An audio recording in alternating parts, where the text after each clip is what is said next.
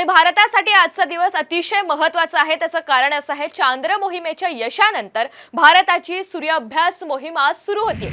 इस्रोचा Aditya L1 हे यान सकाळी 11:50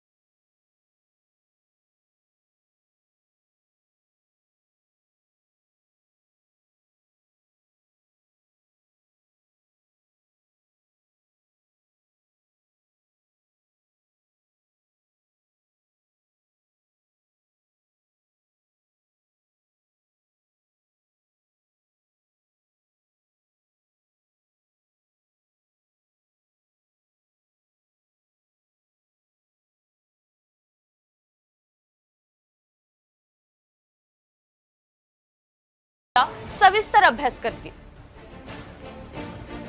coronal heating, coronal mass ejection, प्रिफ्रेलर आणि फ्लेअर ऍक्टिव्हिटी बाबत तांत्रिक बाबींबद्दल ही मोहीम आता अभ्यास करेल।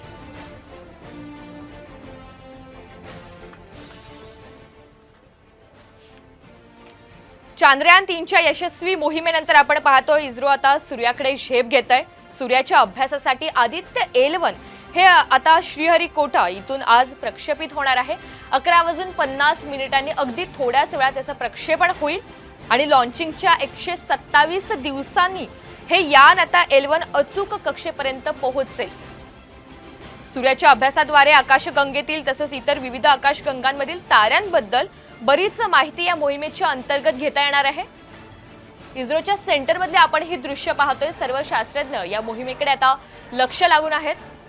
अगदी थोड्याच वेळात ही मोहीम सुरू होईल। चांद्र मोहिमेच्या यशानंतर भारताची सूर्य अभ्यास मोहीम आजपासून सुरू होते।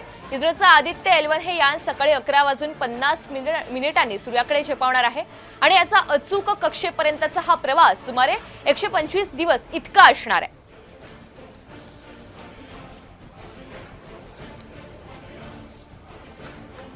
या संदर्भातली अधिकची माहिती आपल्याला देतात खगोल अभ्यासक सूरज सोपणे। सर, आपलं साम टीव्हीवर स्वागत आहे।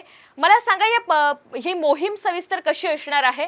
2008 मध्येच खरं तर या संदर्भातली घोषणा करण्यात आलेली होती आणि आता ही मोहीम कशा पद्धतीने पार पडेल? खरं आहे की 2008 मध्येच या मोहिमेची संकल्पना केली गेली होती आणि 2019 मध्ये याला काही निधी पण मिळाला होता सरकारकडून आणि कोविडमुळे फक्त ही मोहीम थांबली होती आणि आता चंद्रयान 3च्या यशानंतर याची तयारी आधीही चालूच होती कंटिन्यू। तर आता ही मोहीम आज ही प्रक्षेपण होणार आहे आणि ही जी मोहीम आहे या मोहिमेमध्ये जवळजवळ 7 सायंटिफिक उपकरणं आहेत, पेलोड्स आहेत आणि ही सर्व पेलोड जे आहेत ही सूर्याच्या एकूणच जडणघडणाचा अभ्यास, सूर्याच्या क्रोमोस्फिअरचा, सूर्याच्या फोटोस्फिअरचा आणि विशेषतः कोरोनाचा अभ्यास करणार आहे। कोरोनाचा अभ्यास यासाठी महत्वाचा आहे की कोरोना हा सूर्याच्या पृष्ठभागापेक्षा अतिशय जास्त त्याचं तापमान जास्त आहे। ते का आहे त्याचा अभ्यास यावेळेस होणार आहे। यापूर्वी 3 देशांनी सूर्य मोहिमा केलेल्या आहे। त्यात खरं तर एक चौथा चायना पण आहे, परंतु L1 पॉइंट वरून जे सूर्याचा अभ्यास आपण करणार आहोत की तिथं आपलं आता हे आदित्य जाणार आहे, तर तिथून आपला अभ्यास करणारा आपला चौथा देश भारत ठरणार आहे आणि याचा अतिशय फायदा आपल्या देशाला असा होणार आहे आणि जगाला पण होणार आहे की सूर्यामुळे आपल्या पृथ्वीवर, आपल्या वेदरवर, आपल्या हवामानावर फार मोठा परिणाम होतो। सूर्यावरून निघणारे जे सोलार फ्लेअर्स आहेत, सोलर विंड आहेत किंवा ज्याला आपण विकिरण म्हणतो, त्याचा परिणाम सूर्याच्या वातावरणावर, सूर्याच्या गुरुत्वावर होत असतो आणि एकूणच सजीव सृष्टीवर पण होतो.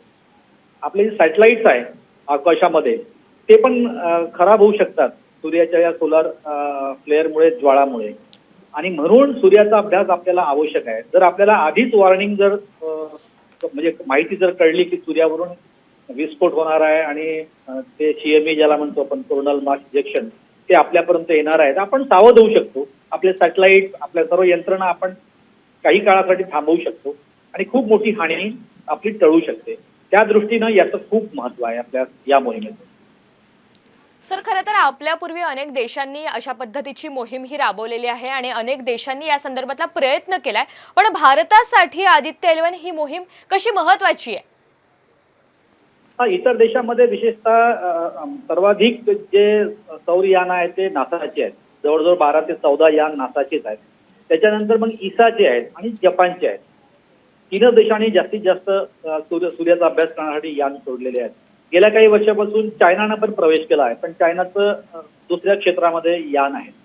तर सूर्याचा अभ्यास करणं सर्वांसाठीच आवश्यक आहे, त्यात प्रश्नच नाही. परंतु सूर्यावर जाणं पण साधं सोपं नाहीये. कारण त्यासाठी जशी आपण चंद्रावर जाण्याची कॅपेबिलिटी आपण सिद्ध करून दाखवली, तसंच सूर्याकडे जाण्याची पण क्षमता सर्व देशामध्ये नाही आहे. आणि या मोहिमेतून आपल्याला ही क्षमता प्राप्त होईल आणि यानंतर आपण एक्सक्लुझिव्ह जी सूर्य मोहीम आहे ती पण आपण निश्चितच 5-6 वर्षांतर राबवू. कारण याचा मोहिमेचा फायदा आपल्या वैज्ञानिकदृष्ट्या आपल्या संपूर्ण देशाला फायदा होतो. व्यावसायिकदृष्ट्या आपली जी क्षमता आहे, आपली जी म्हणजे ज्याला आपण आपली जी चंद्रयानानं जसं आपल्याला नाव मिळवून दिलं, व्यवसाय मिळवून दिला, तसं याच्यामध्ये पण व्यावसायिकदृष्ट्या, वैज्ञानिकदृष्ट्या निश्चितच फायदा होणार आहे आपला या आदित्य 11चा. आणि हा फायदा जगाला पण होईल, कारण आपण जगाला पण ही तंत्रज्ञान, ही माहिती आपण देणार आहोत. नक्कीच. सुरेश सर, आणखी एक असा प्रश्न आहे की सर्वसामान्यांसाठी म्हणजे आपण असं कायम म्हणतो की सूर्याची जी उष्णता आहे त्यामुळे सर्व काही त्याच्या जवळपास जे जाईल ते जळून खाकच होतं. त्यामुळे आता हे जे यान जाते ते किती अंतरावर असणार आहे आणि हा एकंदरीत ही जी मोहीम आहे ती किती वर्षांपर्यंत चालेल? या मोहिमेच्या अंतर्गत हे यान काय काय गोष्टी टिपण्याचा प्रयत्न करेल? एकतर हे 5.2 वर्षाचं आपली अवधी दिलेला आहे, पण ही मोहीम याच्यापेक्षा जास्त चालणार, निश्चितच चालणार. कारण ज्या पद्धतीचं सॉफ्टवेअर आणि इन्स्ट्रुमेंट तिथे आपण टाकलेले आहेत, निश्चितच ही मोहीम 5.2 वर्षाची जरी असेल तरी जास्त चालणार.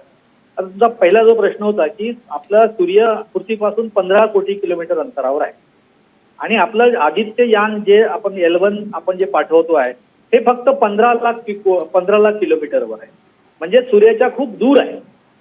आणि तसंही आपण जसं जसं सूर्याच्या जवळ जाऊ तापमान वाढेल, पण अवकाशामध्ये तापमान जास्त नसते. अवकाशामध्ये 0 तापमान असते. फक्त सूर्याच्या बाजूनं जो पदार्थ ज्याला आपण जे यान असेल त्याचं तापमान थोडं वाढेल, पण त्याचा सरफेस जो आहे तो काही खूप जास्त नाहीये. त्याच्यामुळे समोरच्या भागाचं जे तापमान आहे तो जास्तीत जास्त 50 डिग्री 60 डिग्री असेल, पण आदित्यच्या जो मागचं तापमान आहे ते जवळजवळ 0 डिग्री असेल.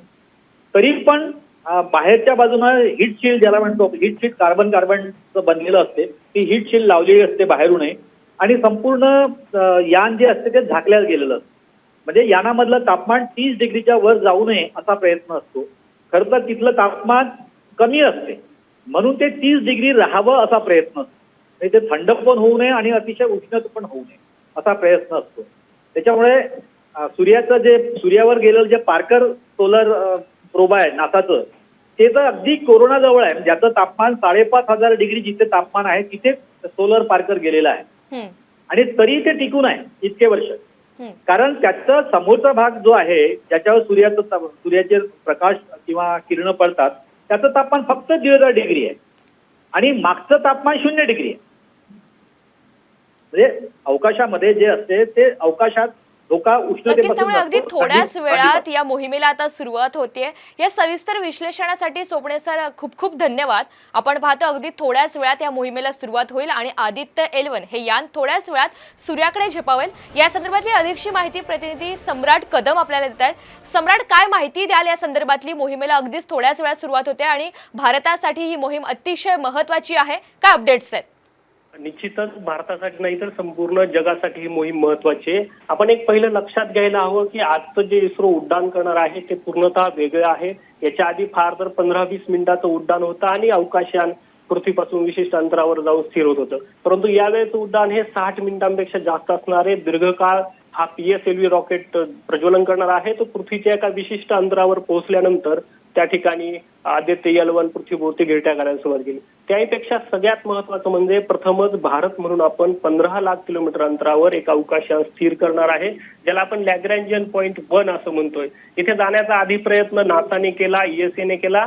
मात्र या दोन्हींच्या मोहिमांमध्ये त्यांनी जे सूर्याचा अभ्यास करण्यासाठी जी संयंत्र पाठवली होती ती एक किंवा 2 अशी फार होती. पण भारताने पहिल्यांदा प्रथमच सगळ्या सूर्याच्या डिटेल अभ्यासासाठी म्हणजे त्यातून निघणाऱ्या सौरज्वाला असतील, सौरस्फोट असतील किंवा सूर्याच्या दीर्घकालीन करोनाच्या अभ्यासासाठीची सगळी कॉम्प्रिहेन्सिव्ह इन्स्ट्रुमेंट या ठिकाणी दिलेली आहे. आणि साधारणतः आता जो कालावधी आहे, जसं आपण म्हणतो की पृथ्वीवर एक वर्षाचा कालावधी असतो, ऋतुचक्र घडत असतं, तसं सूर्याचंही स्वतःचं एक ऋतुचक्र असतं, एक वर्ष असतं, जे साधारणतः 11 वर्ष म्हणजे पृथ्वीवरील 11 वर्ष चालतं. या काळामध्ये सूर्यावरील जे सौर स्फोट आहे किंवा सूर्याच्या पृष्ठभागाच्या ज्या हालचाली त्या मोठ्या प्रमाणावर वाढतात. आता सध्याचा जो कालावधी आहे या कालावधीमध्ये सूर्यावर सगळ्यात जास्त मोठ्या प्रमाणावर सौरस्फोट होत आहे, सौर डाग निर्माण होत आहे आणि या पूर्ण सायकलच्या अभ्यासासाठी हे अवकाशयान तिथे जाणार आहे आणि 125 दिवसानंतर ते तिथं स्थिर होईल आणि त्या संदर्भातली सगळी माहिती आणि अपडेट द्यायला सुरुवात केली. प्रथमच सूर्याच्या पूर्ण सायकलचा, ज्याला आपण सोलर सायकल म्हणतो, हिचा अभ्यास आपल्या समोर येणार आहे. त्यामुळे निश्चितच भारताबरोबर जगासाठी ही मोहीम महत्वपूर्ण जाते. त्याचबरोबर आपल्यासाठी महत्वाचं असं की आदित्य L1 जे हे यान आहे, हे यान भारतातल्या वेगवेगळ्या प्रयोगशाळांनी आणि विद्यापीठांनी विकसित केलं आहे. ही जी वेधशाळा एक प्रकारची आहे. या वेधशाळेमध्ये पुण्यातील आंतरविद्यापीठे खगोलशास्त्र आणि खगोलभौतिकी केंद्र अर्थात आयुका असेल, आयसर असेल, फिजिक्स रिसर्च लॅबोरेटरी असेल आणि वेगवेगळ्या विद्यापीठाच्या विद्यार्थ्यांनी वेगवेगळी इन्स्ट्रुमेंट यामध्ये तयार केली आहे. त्यामुळे निश्चितच ही आपल्या सर्वांसाठी आनंदाची म्हणता येईल, अभिमानाची म्हणता येईल अशी ही मोहीम आहे आणि अगदी पुढल्या 6 ते 7 मिनिटांमध्ये याचं प्रक्षेपण होणार आहे. नक्कीच सम्राट. त्यामुळे अगदी भारतासह जगाचं लक्ष या मोहिमेकडे लागलंय. धन्यवाद या सविस्तर माहितीबद्दल.